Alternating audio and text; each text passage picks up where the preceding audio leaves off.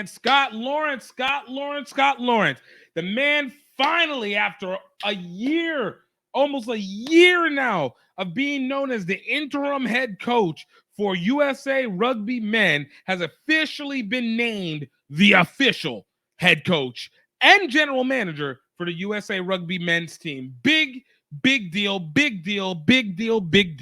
I think there's a lot. If you guys don't know what Scott Lawrence has been able to do, Scott Lawrence has been really pinnacle, especially when it came to developing the U20 side. He's been able to been a load whenever he was with Life University, absolute winner. He was a load whenever he was with Rugby ATL, taking them to the championship, building that team up from the ground up before he stepped down and moved into more of a national side. But he is one that I can safely say, when you're talking about an American coach that probably has all the qualities that you want from an American rugby coach, Scott Lawrence is that guy. All right. Scott Lawrence is absolutely that guy. So, I really was happy when they finally did, especially because we're still looking for USA Rugby CEO. So for the board to finally make the decision, I think was particularly very, very important. But that being said, what does now come is what happens with the pathway for rugby, right? And I think this is where it becomes very important, because now we know, obviously, the Anthem the Anthem Carolina rugby team is a preeminent pathway to the national side through this professional end. And on top of, obviously, Lawrence now being the GM for USA Rugby and the head coach, it looks like he is at least sticking his hands in the jar when it comes to being able to, work on what the Anthem has been able to do, and work on what the Anthem is looking to be able to get out of their situation. I do wonder,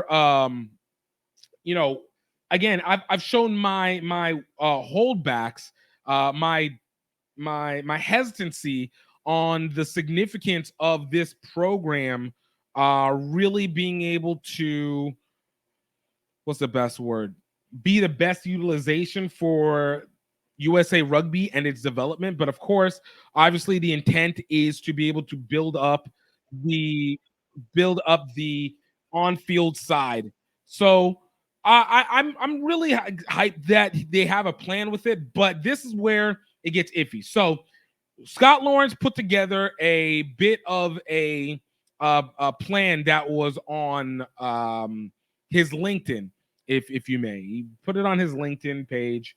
And this is where it was. It's called the Gemini Big Plays. Basically, it's a pathway that goes from the US 20s through the Anthem into the USA Rugby squad. So I want to go into it with a little bit more detail for it, and again, to speak to what the Anthem really means in terms of everything. So before we get started, I kind of want to go into like why this Anthem team got made again. A great interview with Matt McCarthy and Scott Lawrence on his show, on Matt McCarthy's Rugby Wrap-Up show, MLR Weekly, was done, where Scott Lawrence kind of played into it, explained a little bit of why this was even made in the first place. So I kind of want to give you that before we make the next move, and then let you guys kind of take it from that standpoint. So check this out.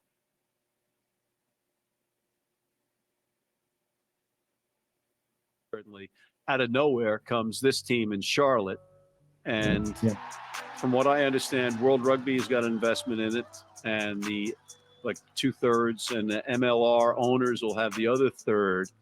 So just briefly, how did this all come about? Well, I think when we had New York and Toronto both, kind of leave the league, there just seemed to be a risk to the American playing base. There's just, less places to go around. And so we, at that time, it was actually kind of an offhand comment, and just kind of called the guy I was working with at World Rugby and High Performance, and I said, we've got a lot of egos there in New York. We were always planning to try this for 2025. We were always talking about it, and we had a ramp and a runway to build a team to help us for World Cup 2027 qualification. So it wasn't a new concept. It just said, can we accelerate it? And so we had the chat, and it was right after that. And as these things do, they don't move as quickly as you want. It takes time to get people on board and boards to approve things and things like that. But I think that's where it started. And then really it was, that was kind of the end of my involvement, and it really took off from there. World Rugby took it, and Major League Rugby took it, and USA Rugby got together, and they kind of took it from there. Well, so, as you can see, it's something that clearly was built on the idea of, the USA players. This is not new. So as it comes back now to what does that mean for the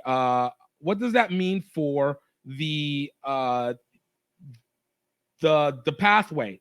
So like I said, Scott put up a little graphic, and in that graphic he pointed out kind of a tunnel system from the U20. So first off, starting off with the U20s to the Junior World Cup competitions and the U18s new competition, almost creating, using that as the principal funnel. Again, why he's obviously incredibly connected over with that U20 side. It's something that is of his creation to the extent of helping to fund it and coach it. And obviously being able to use them as a funnel, which, again, after talking with Eusebio, which was amazing, you can kind of see a little bit of that element, obviously, of trying to use the pathway. Again, not unfamiliar, right? This is when it becomes interesting. And then from there, it's driving those kids and I guess basically that pool of kids into a national high performance academy under Anthem Rugby Carolina. And so that's where it becomes very interesting to me before and them either going through obviously the Anthem team as it seems to be shown, or at least their academy program, and then leading them in through the Pacific Nations Cup, which will allow 8 to 11 tests per year, qualifying for 2025, and then subsequently for the 2027 Rugby World Cup, and create this Eagles 365 standard. Again, it sound, but it does go back again to be like, is this now the primary way? So does this mean that whenever we have Anthem players are essentially the professional equivalent of what we see with the USA Falcons, USA Hawks?